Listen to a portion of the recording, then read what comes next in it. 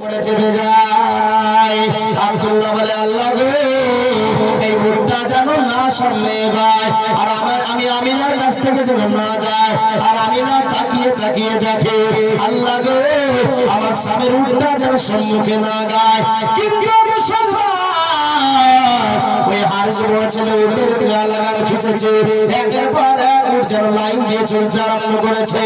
আমিনা তাকায় আব্দুল্লাহর দিকে, আব্দুল্লাহ তাকায় আমিনার দিকে, তাকাতে তাকাতে যেন আড়াল হয়ে গেল মুসলমান।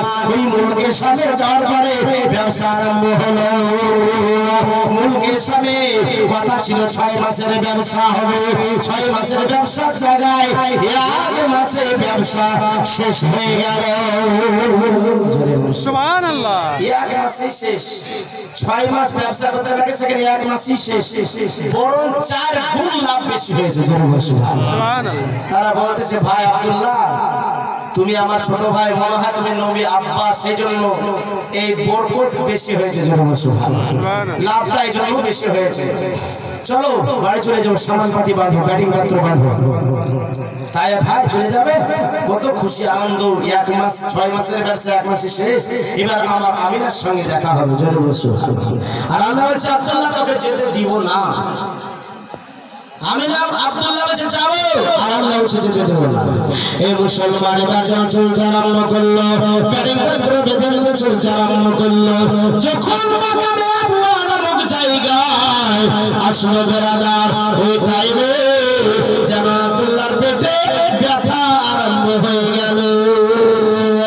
আর একটা কিতাব আছে সিরাতে মুস্তাফা, ওই কিতাবের মধ্যে লেখা আছে বাবা বুখার, মানে জ্বর। জ্বর কোন কিতাবে লেখা আছে জ্বর, আর কোন কিতাবে লেখা আছে পেটে ব্যথা। পেটে এত ব্যথা আরম্ভ হয়েছে, প্রচন্ড ব্যথা। বলছে ভাইরা তোমরা দাঁড়িয়ে যাও, দাঁড়িয়ে যাও, আর সহ্য করতে পারে না। এবার সবাই যেন থেমে গেল। থেমে যাওয়ার বলে, ভাই কি হয়েছে? বলে পেটে ব্যথা থাকতে পারে না ভাই। বলে হাই রে হাই, আমরা বড়, আমাদের পেটে ব্যথা হলো না, আমাদের কোন রোগ হলো না, কিন্তু আমাদের মুহাম্মদের ভাইয়ের পেটে যেন ব্যথা আরম্ভ হলো। দামি দামি ডাক্তার দেখান, কবিরাজ দেখান, কোনো মতে কমার কোন কথা নয়। মুসলমান এবার ছোট ভাইটাকে বলে, ভাইরা, ও ভাইরা তোমরা শুনো, তোমরা এক কাজ করো, এখানে যেন অনেক টাকা পয়সা রয়েছে তোমাদের কাছে, হয়তো বেশিক্ষণ থাকলে হামলা হয়ে যেতে পারে, চুরি হয়ে যেতে পারে, ডাকাতি হয়ে যেতে পারে।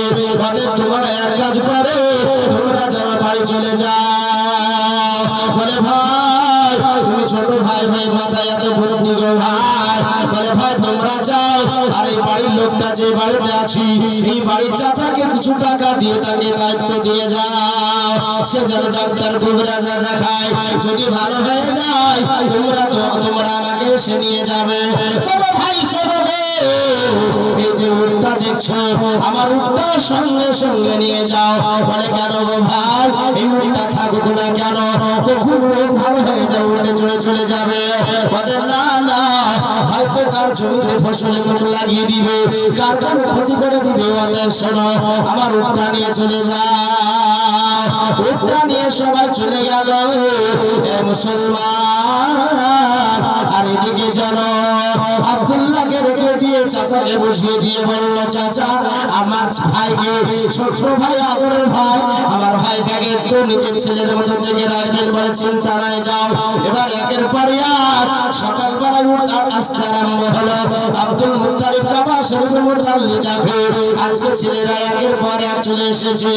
হারিসকে বলে, হারিস আমার মুহাম্মদের ছেলে আব্দুল্লাহ কোথায়? বলে আব্বা গো তোমার ছেলে আব্দুল্লাহর পেটে ব্যথা। বলে ডাক্তার কবিরাজ দেখালাম, কোনো মতে ভালো হলো না, ওই বাড়িতে একটা রেখে এসেছি, ডাক্তার কবিরাজ দেখানোর জন্য কিছু টাকাও দিয়ে এসেছি।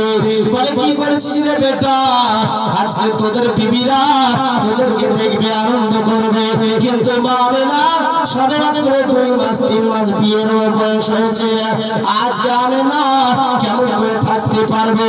যদি আব্দুল্লাহকে না দেখে তার কতটা মন খারাপ হবে। ঘরের মধ্যে যাওয়ার পরে সমস্ত হানাস পোড়া করার পরে, গোসল করে নাস্তা পানি করার পরে আবার তাড়াতাড়ি করে যা।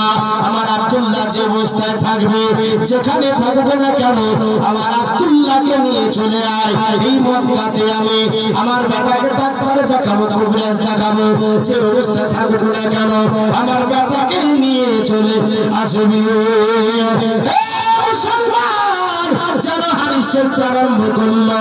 চলতে চলতে যে বাড়িতে গেছিল আব্দুল্লাহ, ওই বাড়িতে যাওয়ার পরে একটা মানুষকে দেখতে পেল না, একটা মানুষকে যখন দেখতে পেল না, ওরা অপেক্ষা করতেছে কখন ওই লোকটা আসে। বেড়াদার মাত্র সামানে গেলাম, অপেক্ষা করতে করতে দেখতেছে কিছু মানুষ যেন আসার পরে তার সঙ্গে আসলো। আসার পরে বলছে, চাচা যান, আমার ছোট ভাই আব্দুল্লাহ কোথায়? বলে, শোনো, তুমি অনেক দূর থেকে এসেছো, নাস্তা পানি করে নাও, হাত মুখ ধুয়ে নাস্তা পানি করে নাও, তোমাকে আমি তোমার ভাইয়ের কাছে নিয়ে যাবো।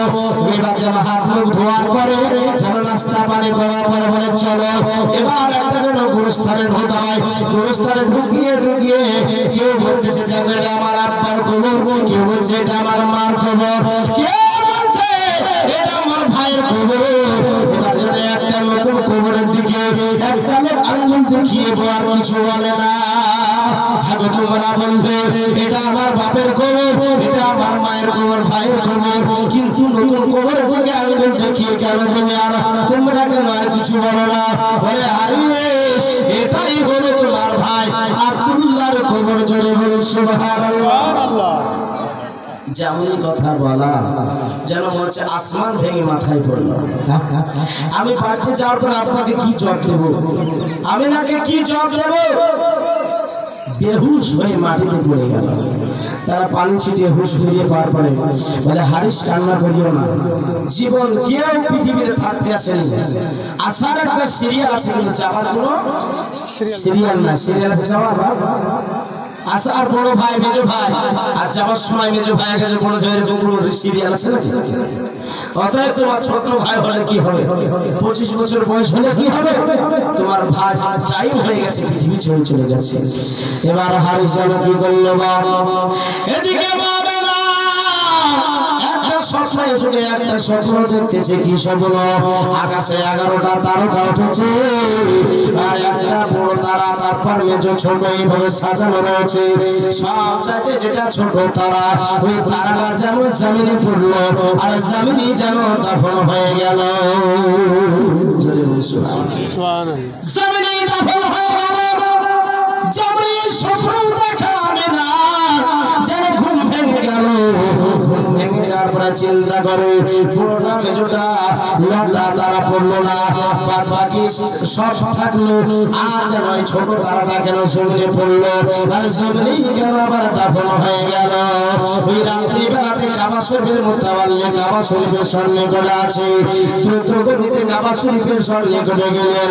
আব্বা আব্বা করে ডাকে, আব্বা ও আব্বা কোথায় আছেন? আমিনার কণ্ঠের আওয়াজ পাওয়ার পরে আব্দুল মুত্তালিব যেন ওই কাবা শরীফের কাছ থেকে এসে বলে, আমিনা কি ব্যাপার বলো, তুমি কেন এসেছো এত রাত্রিতে? বলে, আব্বা জান, রাত্রি বেলাতে ভয়ানক স্বপ্ন দেখেছি। বলে, কি স্বপ্ন দেখেছো? বলে, স্বপ্ন দেখেছি এই যে রাত্রিতে দেখলাম আকাশে 11টা তারা উঠেছে, আর সবচাইতে ছোট তারাটা জমিনে পড়লো, আর জমিনে দাফন হয়ে গেল। আব্দুল মুত্তালিব ভালো স্বপ্নের মানে বলতে পারতেন, তাবির করতে পারতেন, তাই তিনি বুঝে নিয়েছে আমার বেটার কোনো যেন অসুবিধা হয়েছে। মুসলমান তাই আমিনাকে না বলে বলে, আমিনা তুমি বাড়ি চলে যাও, সকালবেলায় তোমাকে গিয়ে বলবো। এবার জানো আমিনা জানো বাড়ি চলে আসলো, মনে শান্তি নাই, ঘুম নাই। সকালবেলা যেন হারিস সকালবেলা আসছে, আর বাড়ি না গিয়ে কাবা শরীফের সন্নিকটে আব্দুল মুত্তালিবের সঙ্গে দেখা। বলে, আব্বা জান কি বলবো, আমার যে মুখ দেওয়ার কথা বের হয় না। বলে, বেটা ভয় করিস না, কান্না করিস না, নির্ভয় বল। বলে, আব্বা গো, তোমার বেটা আব্দুল্লাহ আর পৃথিবীতে আর কোনোদিন আসবে না। তোমার বেটা আব্দুল্লাহ অচিন্তে সন্ধকার কবর নীরব নগরে চলে গেছে, যে দেশ থেকে আর ফিরে আসা যায় না। আব্দুল্লাহর কথা শুনে আব্দুল মুত্তালিব যেন কান্নায় ভেঙে পড়ে গেছে।